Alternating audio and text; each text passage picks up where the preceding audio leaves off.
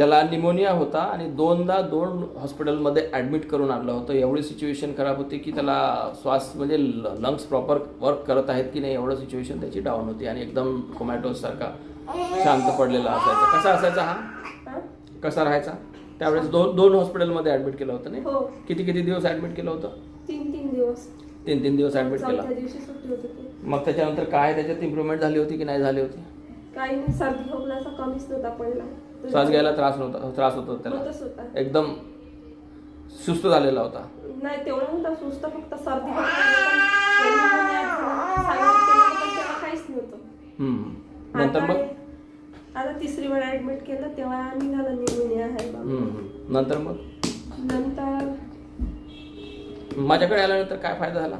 तुमच्याकडे आता चांगलाच हे फायदा झाला, म्हणजे चांगलं दुरुस्त झालं. लवकर फायदा झाला? हो. ऍक्टिव्ह झाला माझ्याकडे आल्यानंतर? हो. किती ऍक्टिव्ह झाला? खूप बरा झाला नंतर. खूप म्हणजे काय काय? म्हणजे आता खेळतो जेवण करतो, काहीच नव्हता करत ना, जेवण नव्हतं करत, खेळत नव्हता, शांत पडून राहत होता? हो शांतपणे राहत होता. हा.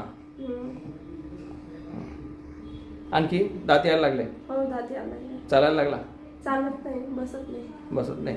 किती महिन्याचा आता? 1 वर्षाचा. 1 वर्षाचा आहे. आपण किती दात? तो एखादी महिना झाला असेल ना? हो. ठीक आहे. ऍक्टिव्हिटी किती वाढल्या त्याच्या? आता बऱ्याच वाढल्या. बरंच वाढलं. असा खेळतो आता मस्त खाली टाकलं चटईवर तर राहतो बी, सरळ होतो. जेवण वाढलं? हो जेवण बी वाढलं. जेवण किती वाढलं? आता जेवढ्या वेळा चाललं तेवढ्या वेळा खात होतो. 2 आधी 1-2 वेळाच खात होता.